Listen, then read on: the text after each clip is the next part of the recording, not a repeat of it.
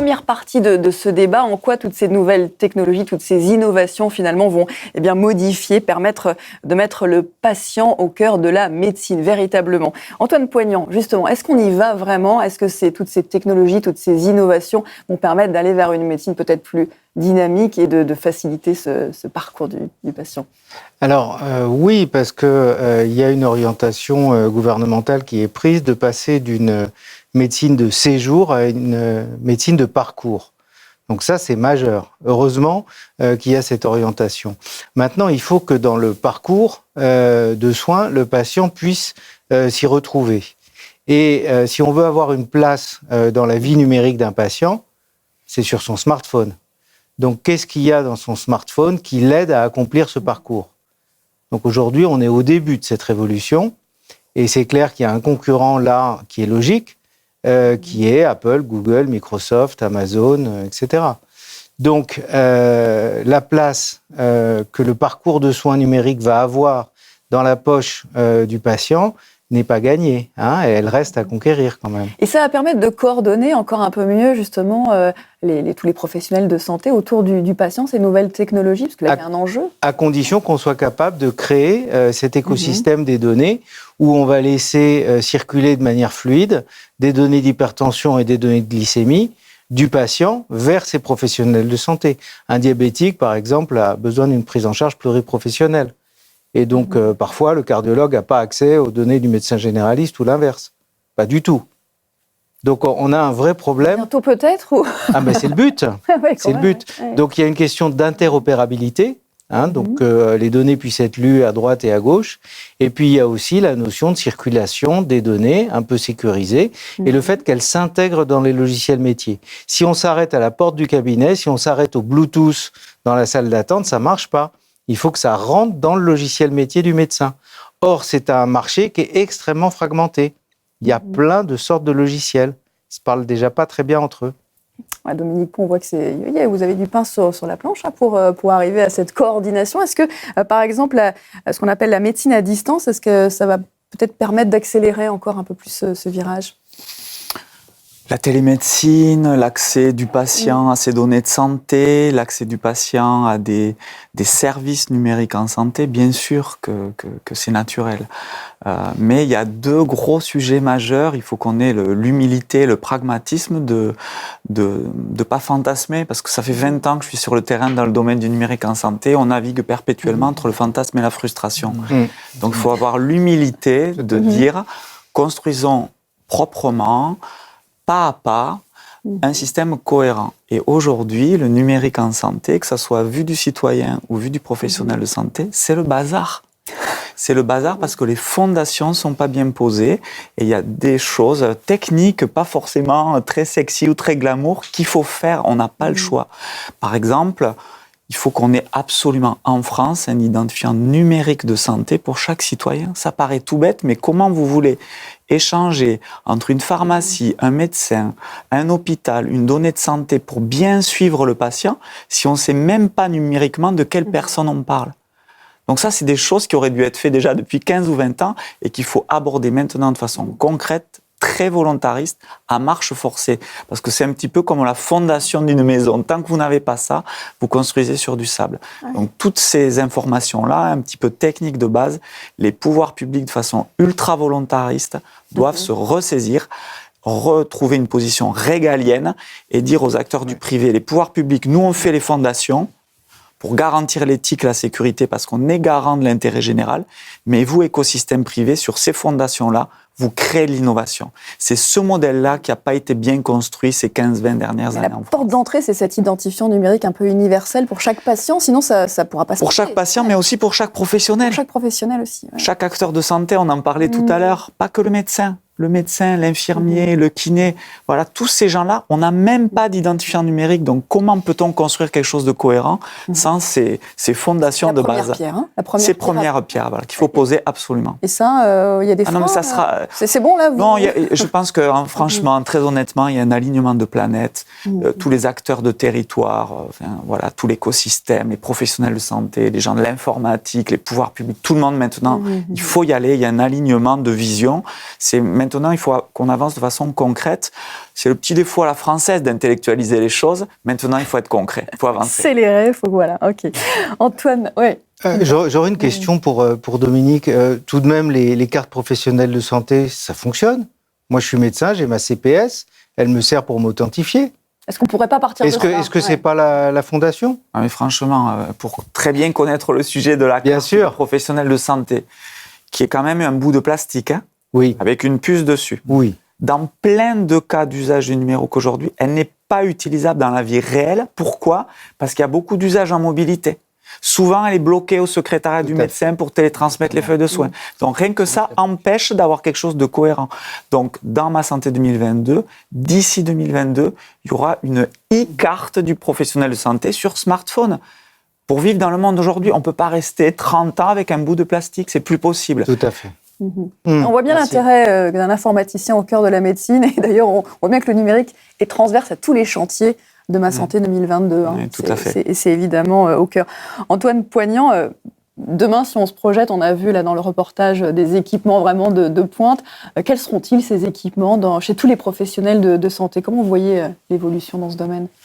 En fait, ce qu'on découvre aujourd'hui de manière assez claire à travers la télémédecine, le télésoin, la télésurveillance des personnes âgées, c'est que c'est plus facile de faire voyager des données que des patients. Donc, le moment où on va avoir le patient à son cabinet, c'est un moment de dialogue dans la vraie vie. Hein. Donc, ce dialogue dans la vraie vie, il doit être précieux. Il ne doit pas être consacré uniquement à l'acquisition de paramètres biologiques. Par exemple, si on peut les acquérir à distance, il faut les acquérir avant. Par contre, c'est un moment d'explication, d'humain à humain. Hein. Donc, on en a parlé dans le reportage, ça doit être un moment d'échange entre humains. Et la technologie doit supporter ça, mais effectivement en fonction des usages.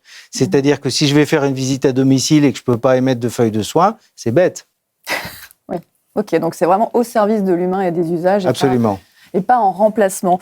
Moi, c'est intéressant, Dominique Le Tourneau. Est-ce que vous pensez que tout le monde va réussir à prendre ce virage, à se former, à avoir les moyens d'investir? On ne peut pas échapper au fait que le système de santé, la médecine, est structuré culturellement par des silos qui se juxtaposent les uns par rapport aux autres, qu'ils soient institutionnels ou qu'ils soient professionnels. Et donc, tout l'enjeu, c'est que le numérique permette effectivement le parcours, on en parle depuis extrêmement longtemps. Le numérique peut être le vecteur. Attention à ne pas surfantasmer ce que pourra apporter le numérique. Ce n'est qu'un média possible qui permettra d'organiser différemment à la fois le travail entre les divers acteurs, la relation entre les acteurs et les patients, et effectivement la nécessité d'accéder aux informations nécessaires aux prises en charge. Et puis il y a un autre élément, mais peut-être parce que je viens de la psychiatrie au départ, et je suis particulièrement sensible, il ne s'agit pas de remplacer, vous l'avez légèrement, je vais revenir là-dessus, c'est un élément supplémentaire dans la relation thérapeutique et la dimension clinique qui repose essentiellement sur un rapport de l'un à l'autre. Voilà. L'un à l'autre. Un outil au service de la relation humaine. Redonner du temps dans des formes différentes, y compris en télémédecine, parce que par exemple, j'ai été assez étonné des résultats très satisfaisants de la télémédecine en psychiatrie. Alors qu'au départ, on ne pensait pas forcément que c'était la discipline qui était la plus adaptée pour ce mode d'organisation de la télémédecine. Voilà. Redonner du sens et redonner du lien entre humains. Et la technique derrière doit s'effacer et doit permettre d'avoir accès à toutes les informations. Alors toute cette technologie, tout ce numérique va dans le sens d'un dossier médical digital personnel qui sera de plus en plus alimenté et qui va se généraliser en 2022. Qu'est-ce que ça va changer selon vous, ce dossier médical digital? Digital, oui. Digital. C'est surtout permettre à tout à chacun d'avoir, vous l'évoquiez tout à l'heure, je ne connais pas, moi je n'ai pas de culture informatique, les aspects techniques, mais je vois bien tout l'intérêt dans une prise en charge efficiente et dans ce qu'on appelle la pertinence des soins. On a quand même des redondances, on a quand même des difficultés rencontrées, on a quand même des ruptures. Si au moins on optimisait déjà tout ce dont on a à notre disposition, ce serait déjà un vrai progrès pour le patient. Donc ce qui est un progrès pour le patient, un progrès pour les professionnels, pour les professionnels, un progrès pour le système. Et peut-être qu'au bout d'ailleurs, mais pas en faire au départ comme un présupposé, un progrès accompli au prix des dépenses de santé. À condition de pouvoir se former pour chaque professionnel et qu'il accepte. On parlait de réticence dans le reportage. Ouais. Antoine Poignant le disait au début, travaillant en faculté de médecine, le degré de formation aujourd'hui Hein, nous sommes d'accord.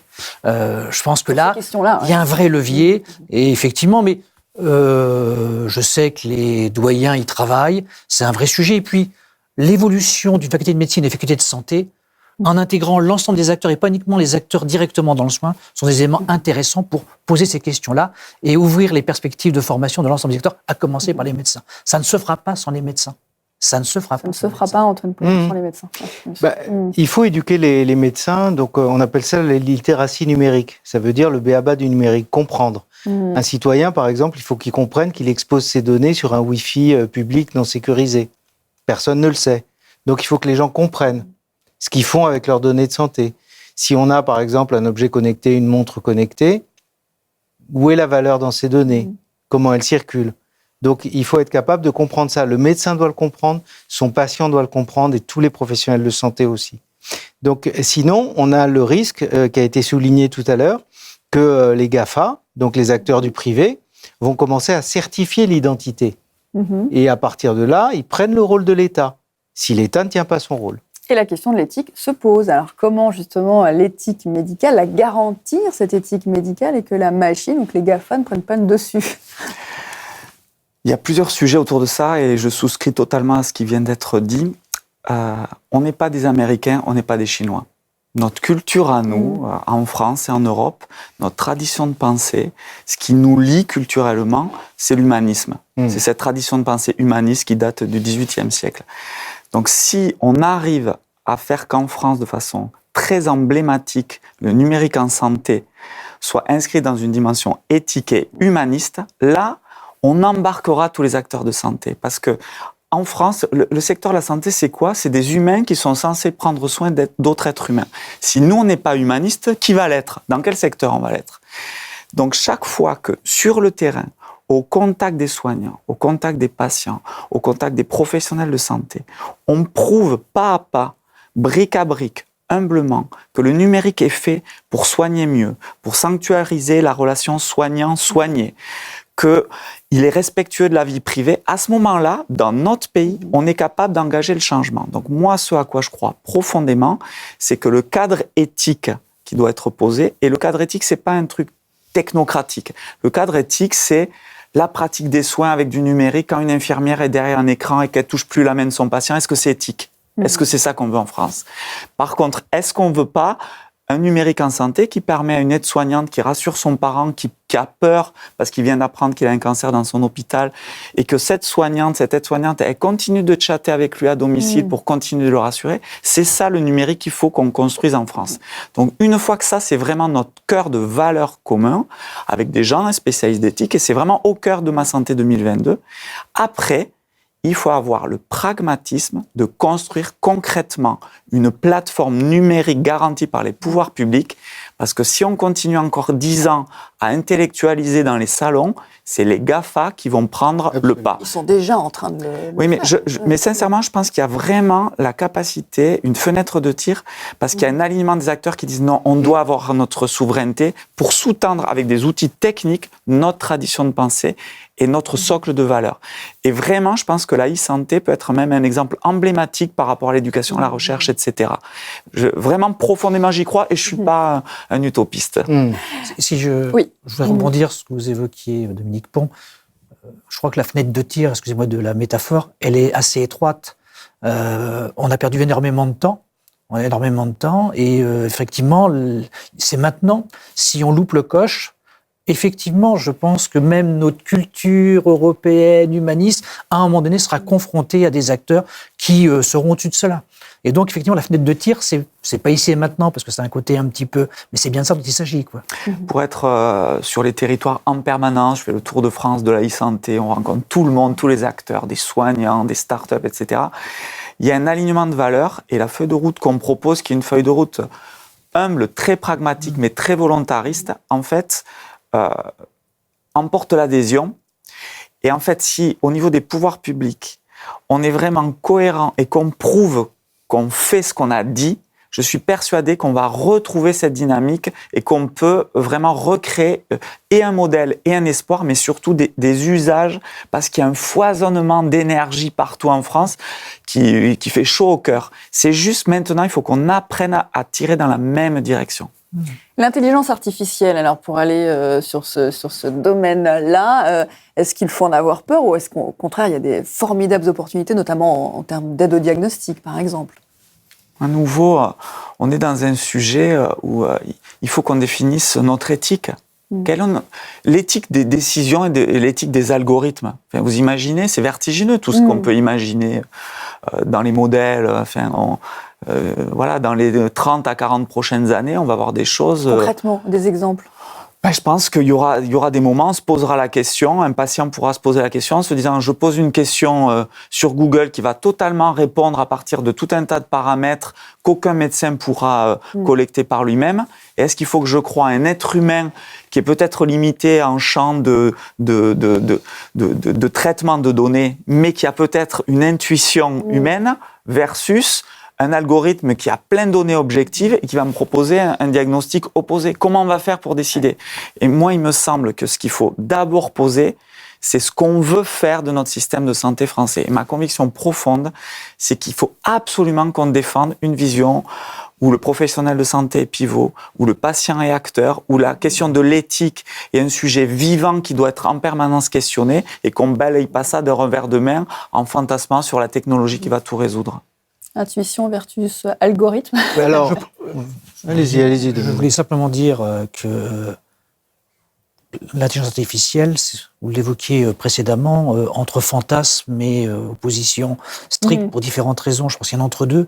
D'abord, l'intelligence artificielle au service des professionnels. Je dis bien au service et non pas à la place. Et on voit bien qu'effectivement, la connaissance étant exponentielle, à un moment donné, notre capacité en tant qu'être humain peut être mise en difficulté. Mais comment l'intelligence artificielle va nous aider? Commençons déjà par cette étape-là. Une aide à la décision. Aide à la décision, dans un premier temps. Voilà, par remplacement. Alors effectivement, c'est aide à la décision et par remplacement, mais on a par exemple une start-up française qui s'appelle Therapixel, qui sur des séries historisées de mammographie, est capable de voir le cancer du sein avant le radiologue. Donc, c'est une perte de chance de ne traiter qu'avec l'humain. Donc, ça veut dire qu'il faut être capable de s'adresser à la machine. Donc, systématiquement, sur le traitement d'images, les IA font mieux que les radiologues. C'est un fait accompli aujourd'hui. Donc, la question se pose de l'éthique, de l'usage de l'intelligence artificielle dans le diagnostic en radiologie. Donc, il faut que ça fonctionne à côté. Et il y a un exemple simple qui est une métaphore de pilotage. Si vous êtes le commandant de bord d'un Airbus, vous ne commandez pas l'avion, vous ne pilotez pas l'avion. Vous pilotez l'IA qui pilote l'avion. Donc les accidents qu'on a vus récemment, c'est des accidents d'IA. Mais vous reprenez la main. Voilà. Et on peut reprendre la main. On reprend la main, c'est ça. Pour reprendre votre exemple, effectivement, la capacité d'intelligence artificielle et sans commune mesure sur certaines dimensions qui permet d'avoir un diagnostic en amont, mais au bénéfice du médecin, pas directement pour le patient sans exclure le médecin. Donc il y a l'organisation des soins et si l'IA est à côté du radiologue, déjà elle va l'aider à faire mieux que des humains. Donc faut pas s'en priver. Non, mais il faut le cadrer. On s'en privera pas, ça doit être cadré. Et simplement, ça va poser des questions de déplacement, de souveraineté, puisque les fabricants des machines vont commencer à avoir un petit peu plus de pouvoir que les établissements mais eux-mêmes. L'enjeu qui me paraît vraiment essentiel avec ces questions de l'intelligence artificielle et tout ce que va apporter cette espèce de tsunami technologique, c'est que la médecine, c'est pas juste un processus qui consiste à poser un diagnostic et délivrer des traitements. Il y a toute la dimension humaine, empathique, pouvoir poser ses angoisses à quelqu'un. Et ça, il me semble que retrouver, grâce à la technologie, une place pour les soignants, d'être vraiment dans cet accompagnement humain, psychologique et de repositionner cette relation humaine, à mon avis, c'est ça le vrai pari et c'est ça le véritable enjeu. La technologie peut permettre de gagner du temps pour en retrouver dans la relation humaine.